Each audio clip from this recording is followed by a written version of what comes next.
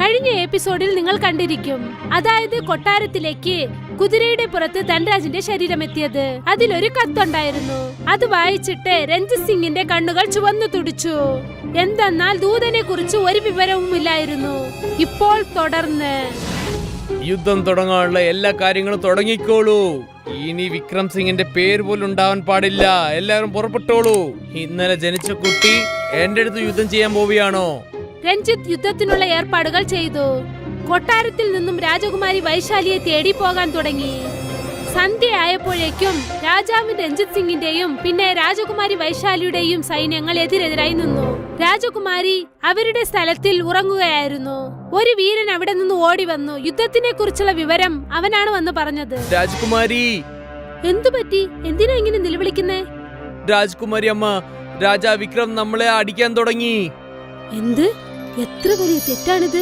അതെ രാജകുമാരി, അതുമാത്രല്ല നമ്മുടെ പട അത്ര തയ്യാറായിട്ടില്ല. രാജാ വിക്രം സിംഗ് ഇത്ര വലിയ കാര്യം ചെയ്തെന്നോ? ഒരു കള്ളത്തരം പറഞ്ഞു നമ്മളെ പറ്റിപ്പിച്ചിരിക്കുന്നു. വീരനെ, എല്ലാവർക്കും അറിയിപ്പ് നൽകൂ. രാജാവ് വിക്രം സിംഗിന് നമ്മൾ ആരാണെന്ന് ഉടനെ കാണിക്കണം. അവരുടെ മുൻപിൽ നമ്മൾ ഒട്ടും കുറഞ്ഞവരല്ല എന്ന് കാണിക്കണം. യുദ്ധം നടക്കുന്ന സ്ഥലത്തിലേക്ക് ഞാനും വരാം. വീരൻ രാജകുമാരി പറഞ്ഞത് കേട്ടിട്ട് അവിടെ നിന്നും തിരിച്ചു.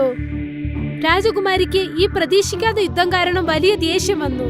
എന്നിട്ട് അവരും യുദ്ധത്തിന് ആവശ്യമായ വസ്ത്രം ധരിച്ചുകൊണ്ട് തന്റെ വാളെടുത്തുകൊണ്ട് വൈദ്യുതിയെക്കാളും വേഗതയിൽ സഞ്ചരിക്കുന്ന തന്റെ കുതിരയുമായി യുദ്ധത്തിനായി പുറപ്പെട്ടു.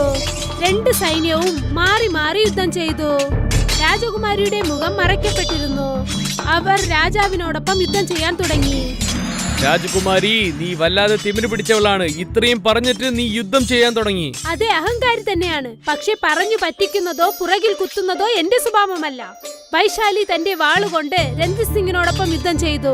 രഞ്ജിത്തും അവരെ എതിർത്ത് യുദ്ധം ചെയ്തു. അതും ശരിയാണ്. കള്ളത്തരം നീ ചെയ്തിട്ട് നീ എന്റെ പേരിൽ പറയാണോ? അങ്ങനെയോ? ഞങ്ങൾ കള്ളന്മാരോ? കള്ളത്തരം കാണിച്ചത് നിങ്ങളാണ്. ഞങ്ങളെ കള്ളന്മാരെന്ന് പറയുന്നോ? വാളുകൊണ്ട് യുദ്ധം ചെയ്തു. സമാധാനം ചെയ്യാൻ വേണ്ടി ഞാൻ 2 തൂതുവരാണ് അയച്ചത്. പക്ഷേ അവരെ നീ കൊന്നു. അതുകൊണ്ട് യുദ്ധം തുടങ്ങിയ നീയാണ്. ഇപ്പോൾ നീ എന്നെയാണല്ലോ പറയുന്നത്. എന്താ?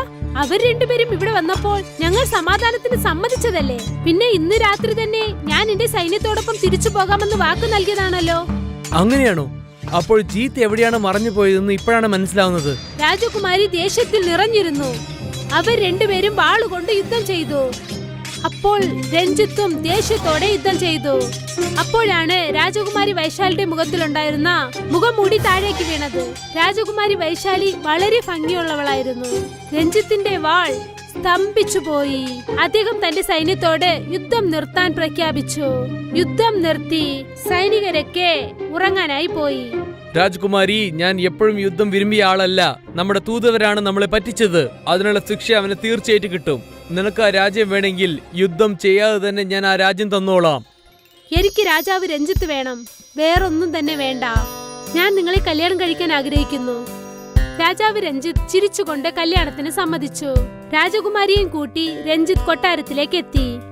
ചന്ദ്രകാന്ത തന്റെ അറയിൽ നടന്നുകൊണ്ടിരുന്നു. അപ്പോഴാണ് അവിടേക്ക് ദൂതൻ വന്നത്. നീ ഇതുവരെ മരിച്ചില്ലേ? അതെ, നിങ്ങൾക്ക് വേണ്ടി ഞാൻ ഇരിക്കണ്ടേ മഹാറാണി? ഞാൻ ഒരുപാട് പേടിച്ചു പോയി. നീയും ധൻരാജിനോടൊപ്പം ചേർന്ന്. ഇല്ല ഇല്ല, ധൻരാജ് കൊന്നത് ഞാനാണ്. പക്ഷെ ധൻരാജിനെ എന്തിനാണ്? ഞാൻ നിന്നെ ഏത് ജോലിക്കാണ് അയച്ചത്? അത് വേണ്ടേ നീ ചെയ്യാൻ? ആ ജോലി തന്നെയാണ് ചെയ്തത്. രാജകുമാരി യുദ്ധം വേണ്ട എന്നാണ് പറഞ്ഞത്. അത് ധൻരാജ് പറയാൻ വേണ്ടിയാണ് വന്നത്. പക്ഷെ അവനെ ഞാൻ കൊന്നിട്ടാണ് ഇവിടെ വിട്ടത്. അതിന്റെ കൂടെ ഒരു കത്ത് എഴുതി ഞാൻ കൊടുത്തു. ഈ നേരത്തിന് 2 പേര് മരിച്ചിട്ടുണ്ടാവും. പിന്നെ 2 പടകളും കൂട്ടിമുട്ടിയിട്ട് മരിച്ചിട്ടുണ്ടാവും. എതിരാളിയും നശിച്ചു, സത്യവും നശിച്ചു പോയി. രണ്ടുപേരും ചിരിച്ചു. പക്ഷെ ആ ചിരി ഒരുപാട് സമയം നിന്നില്ല. എന്തെന്നാൽ അപ്പോഴാണ് പുറത്തുനിന്നും ശബ്ദം കേട്ടത്.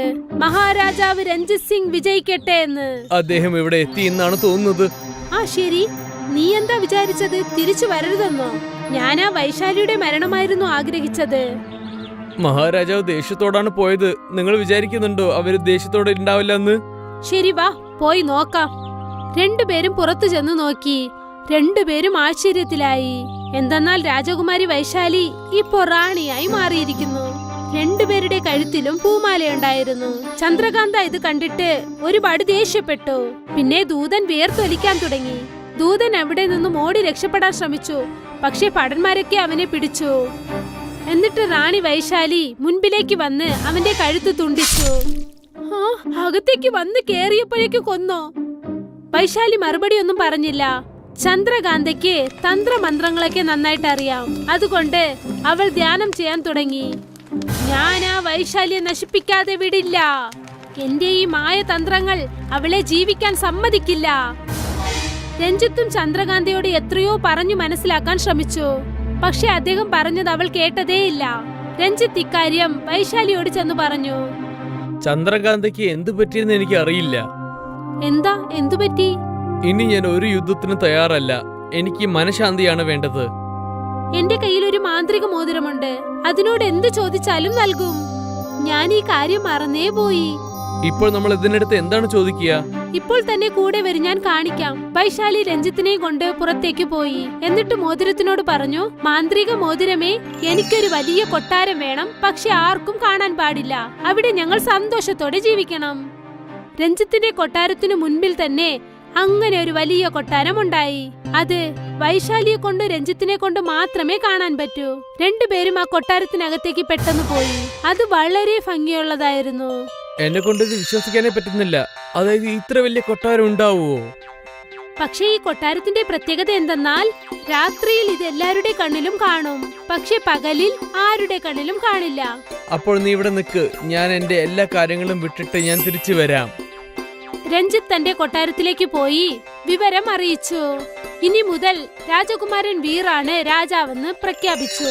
രാജകാര്യങ്ങൾ മകന്റെ കയ്യിൽ ഏൽപ്പിച്ചിട്ട് അദ്ദേഹം ആ മാന്ത്രിക കൊട്ടാരത്തിലേക്ക് ചെന്നു. എന്നിട്ട് സമാധാനത്തോടെ ജീവിച്ചു.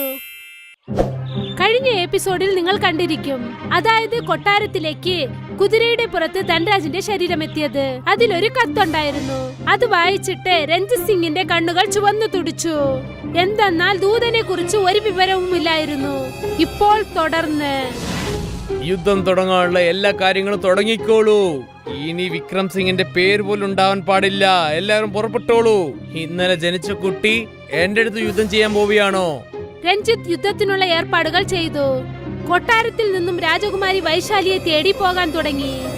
സന്ധ്യയായപ്പോഴേക്കും രാജാവ് രഞ്ജിത് സിംഗിന്റെയും പിന്നെ രാജകുമാരി വൈശാലിയുടെയും സൈന്യങ്ങൾ എതിരെതിരായി നിന്നു.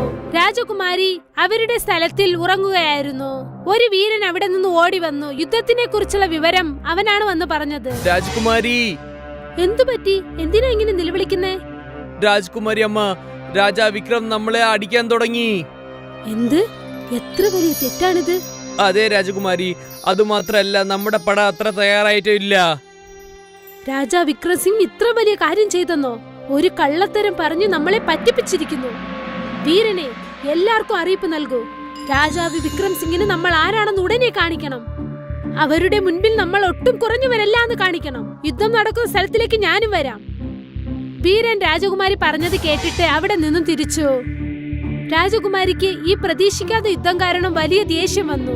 എന്നിട്ട് അവരും യുദ്ധത്തിന് ആവശ്യമായ വസ്ത്രം ധരിച്ചുകൊണ്ട് തന്റെ വാളെടുത്തുകൊണ്ട് വൈദ്യുതിയെക്കാളും വേഗതയിൽ സഞ്ചരിക്കുന്ന തന്റെ കുതിരയുമായി യുദ്ധത്തിനായി പുറപ്പെട്ടു. രണ്ട് സൈന്യവും മാറി മാറി യുദ്ധം ചെയ്തു. രാജകുമാരിയുടെ മുഖം മറയ്ക്കപ്പെട്ടിരുന്നു. അവർ രാജാവിനോടൊപ്പം യുദ്ധം ചെയ്യാൻ തുടങ്ങി. രാജകുമാരി, നീ വല്ലാതെ തിമിര് പിടിച്ചവളാണ്. ഇത്രയും പറഞ്ഞിട്ട് നീ യുദ്ധം ചെയ്യാൻ തുടങ്ങി. അതെ, അഹങ്കാരി തന്നെയാണ്. പക്ഷെ പറഞ്ഞു പറ്റിക്കുന്നതോ പുറകിൽ കുത്തുന്നതോ എന്റെ സ്വഭാവമല്ല. വൈശാലി തന്റെ വാളുകൊണ്ട് രഞ്ജിത് സിംഗിനോടൊപ്പം യുദ്ധം ചെയ്തു. രഞ്ജിത്തും അവരെ എതിർത്ത് യുദ്ധം ചെയ്തു. അതും ശരിയാണ്. കള്ളത്തരം നീ ചെയ്തിട്ട് നീ എന്റെ പേരിൽ പറയാണോ? അങ്ങനെയോ? ഞങ്ങൾ കള്ളന്മാരോ? കള്ളത്തരം കാണിച്ചത് നിങ്ങളാണ്. ഞങ്ങളെ കള്ളന്മാരെന്ന് പറയുന്നോ? വാളുകൊണ്ട് യുദ്ധം ചെയ്തു. സമാധാനം ചെയ്യാൻ വേണ്ടി ഞാൻ 2 തൂതുവരാണ് അയച്ചത്. പക്ഷേ അവരെ നീ കൊന്നു. അതുകൊണ്ട് യുദ്ധം തുടങ്ങിയ നീയാണ്. ഇപ്പോൾ നീ എന്നെയാണല്ലോ പറയുന്നത്. എന്താ? അവർ രണ്ടുപേരും ഇവിടെ വന്നപ്പോൾ ഞങ്ങൾ സമാധാനത്തിന് സമ്മതിച്ചതല്ലേ? പിന്നെ ഇന്ന് രാത്രി തന്നെ ഞാൻ എന്റെ സൈന്യത്തോടൊപ്പം തിരിച്ചു പോകാമെന്ന് വാക്ക് നൽകിയതാണല്ലോ. അങ്ങനെയാണോ? അപ്പോൾ ജീത്ത് എവിടെയാണ് മറഞ്ഞു പോയതെന്ന് ഇപ്പോഴാണ് മനസ്സിലാവുന്നത്. രാജകുമാരി ദേഷ്യത്തിൽ നിറഞ്ഞിരുന്നു. അവർ രണ്ടുപേരും വാളുകൊണ്ട് യുദ്ധം ചെയ്തു. അപ്പോൾ രഞ്ജിത്തും ദേഷ്യത്തോടെ യുദ്ധം ചെയ്തു. അപ്പോഴാണ് രാജകുമാരി വൈശാലിയുടെ മുഖത്തിലുണ്ടായിരുന്ന മുഖംമൂടി താഴേക്ക് വീണത്. രാജകുമാരി വൈശാലി വളരെ ഭംഗിയുള്ളവളായിരുന്നു. രഞ്ജിത്തിന്റെ വാൾ സ്തംഭിച്ചു പോയി. അദ്ദേഹം തന്റെ സൈന്യത്തോട് യുദ്ധം നിർത്താൻ പ്രഖ്യാപിച്ചു. യുദ്ധം നിർത്തി സൈനികരൊക്കെ ഉറങ്ങാനായി പോയി. രാജകുമാരി, ഞാൻ എപ്പോഴും യുദ്ധം വിരുമ്പിയ ആളല്ല. നമ്മുടെ തൂതവരാണ് നമ്മളെ പറ്റിച്ചത്. അതിനുള്ള ശിക്ഷ അവന് തീർച്ചയായിട്ടും കിട്ടും. നിനക്ക് ആ രാജ്യം വേണമെങ്കിൽ യുദ്ധം ചെയ്യാതെ തന്നെ ഞാൻ ആ രാജ്യം തന്നോളാം. എനിക്ക് രാജാവ് രഞ്ജിത്ത് വേണം, വേറൊന്നും തന്നെ വേണ്ട. ഞാൻ നിങ്ങളെ കല്യാണം കഴിക്കാൻ ആഗ്രഹിക്കുന്നു. രാജാവ് രഞ്ജിത്ത് ചിരിച്ചുകൊണ്ട് കല്യാണത്തിന് സമ്മതിച്ചു. രാജകുമാരിയെയും കൂട്ടി രഞ്ജിത്ത് കൊട്ടാരത്തിലേക്ക് എത്തി. ചന്ദ്രകാന്ത തന്റെ അറയിൽ നടന്നുകൊണ്ടിരുന്നു. അപ്പോഴാണ് അവിടേക്ക് ദൂതൻ വന്നത്. നീ ഇതുവരെ മരിച്ചില്ലേ? അതെ, നിങ്ങൾക്ക് വേണ്ടി ഞാൻ ഇരിക്കണ്ടേ മഹാറാണി? ഞാൻ ഒരുപാട് പേടിച്ചു പോയി. നീയും ധനരാജനോടൊപ്പം ചേർന്ന്. ഇല്ല ഇല്ല, ധനരാജ കൊന്നത് ഞാനാണ്. പക്ഷെ ധനരാജനെ എന്തിനാണ്? ഞാൻ നിന്നെ ഏത് ജോലിക്കാണ് അയച്ചത്? അതുവേണ്ടേ നീ ചെയ്യാൻ? ആ ജോലി തന്നെയാണ് ചെയ്തത്. രാജകുമാരി യുദ്ധം വേണ്ട എന്നാണ് പറഞ്ഞത്. അത് ധനരാജ് പറയാൻ വേണ്ടിയാണ് വന്നത്. പക്ഷെ അവനെ ഞാൻ കൊന്നിട്ടാണ് ഇവിടെ വിട്ടത്. അതിന്റെ കൂടെ ഒരു കത്തെഴുതി ഞാൻ കൊടുത്തു. ഈ നേരത്തിന് 2 പേര് മരിച്ചിട്ടുണ്ടാവും. പിന്നെ 2 പടകളും കൂട്ടിമുട്ടിയിട്ട് മരിച്ചിട്ടുണ്ടാവും. എതിരാളിയും നശിച്ചു, സത്യവും നശിച്ചു പോയി. 2 പേരും ചിരിച്ചു. പക്ഷെ ആ ചിരി ഒരുപാട് സമയം നിന്നില്ല. എന്തെന്നാൽ അപ്പോഴാണ് പുറത്തുനിന്നും ശബ്ദം കേട്ടത്. മഹാരാജാവ് രഞ്ജിത് സിംഗ് വിജയിക്കട്ടെ എന്ന്. അദ്ദേഹം ഇവിടെ എത്തി എന്നാണ് തോന്നുന്നത്. ആ ശരി, നീ എന്താ വിചാരിച്ചത്? തിരിച്ചു വരരുതെന്നോ? ഞാൻ ആ വൈശാലിയുടെ മരണമായിരുന്നു ആഗ്രഹിച്ചത്. മഹാരാജാവ് ദേഷ്യത്തോടാണ് പോയത്. നിങ്ങൾ വിചാരിക്കുന്നുണ്ടോ അവര് ദേഷ്യത്തോടെ ഉണ്ടാവില്ല എന്ന്? ശരി, വാ പോയി നോക്കാം. 2 പേരും പുറത്തു ചെന്ന് നോക്കി. 2 പേരും ആശ്ചര്യത്തിലായി. എന്തെന്നാൽ രാജകുമാരി വൈശാലി ഇപ്പോ റാണിയായി മാറിയിരിക്കുന്നു. 2 പേരുടെ കഴുത്തിലും പൂമാലയുണ്ടായിരുന്നു. ചന്ദ്രകാന്ത ഇത് കണ്ടിട്ട് ഒരുപാട് ദേഷ്യപ്പെട്ടു. പിന്നെ ദൂതൻ വിയർത്തൊലിക്കാൻ തുടങ്ങി. ദൂതൻ അവിടെ നിന്നും ഓടി രക്ഷപ്പെടാൻ ശ്രമിച്ചു. പക്ഷെ ഭടന്മാരൊക്കെ അവനെ പിടിച്ചു. എന്നിട്ട് റാണി വൈശാലി മുൻപിലേക്ക് വന്ന് അവന്റെ കഴുത്ത് തുണ്ടിച്ചു. അകത്തേക്ക് വന്ന് കേറിയപ്പോഴേക്ക് കൊന്നോ? വൈശാലി മറുപടി ഒന്നും പറഞ്ഞില്ല. ചന്ദ്രകാന്തയ്ക്ക് തന്ത്രമന്ത്രങ്ങളൊക്കെ നന്നായിട്ട് അറിയാം. അതുകൊണ്ട് അവൾ ധ്യാനം ചെയ്യാൻ തുടങ്ങി.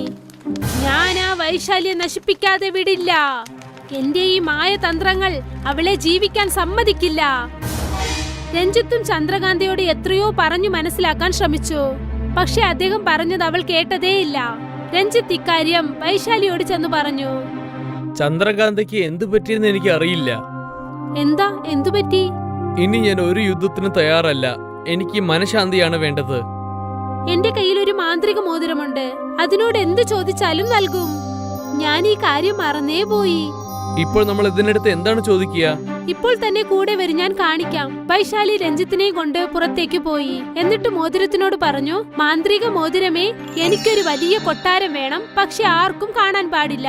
അവിടെ ഞങ്ങൾ സന്തോഷത്തോടെ ജീവിക്കണം. രഞ്ജിത്തിന്റെ കൊട്ടാരത്തിനു മുൻപിൽ തന്നെ അങ്ങനെ ഒരു വലിയ കൊട്ടാരം ഉണ്ടായി. അത് വൈശാലിയെ കൊണ്ട് രഞ്ജിത്തിനെ കൊണ്ട് മാത്രമേ കാണാൻ പറ്റൂ. 2 പേരും ആ കൊട്ടാരത്തിനകത്തേക്ക് പെട്ടെന്ന് പോയി. അത് വളരെ ഭംഗിയുള്ളതായിരുന്നു. എന്നെ കൊണ്ട് ഇത് വിശ്വസിക്കാനേ പറ്റുന്നില്ല. അതായത് ഇത്ര വലിയ കൊട്ടാരം ഉണ്ടാവുമോ? പക്ഷേ ഈ കൊട്ടാരത്തിന്റെ പ്രത്യേകത എന്തെന്നാൽ രാത്രിയിൽ ഇത് എല്ലാവരുടെ കണ്ണിലും കാണും. പക്ഷെ പകലിൽ ആരുടെ കണ്ണിലും കാണില്ല. അപ്പോൾ നീ ഇവിടെ നിൽക്ക്. ഞാൻ എന്റെ എല്ലാ കാര്യങ്ങളും വിട്ടിട്ട് ഞാൻ തിരിച്ചു വരാം. രഞ്ജിത്ത് തന്റെ കൊട്ടാരത്തിലേക്ക് പോയി വിവരം അറിയിച്ചു. ഇനി മുതൽ രാജകുമാരൻ വീറാണ് രാജാവെന്ന് പ്രഖ്യാപിച്ചു. രാജകാര്യങ്ങൾ മകന്റെ കയ്യിൽ ഏൽപ്പിച്ചിട്ട് അദ്ദേഹം ആ മാന്ത്രിക കൊട്ടാരത്തിലേക്ക് ചെന്നു. എന്നിട്ട് സമാധാനത്തോടെ ജീവിച്ചു.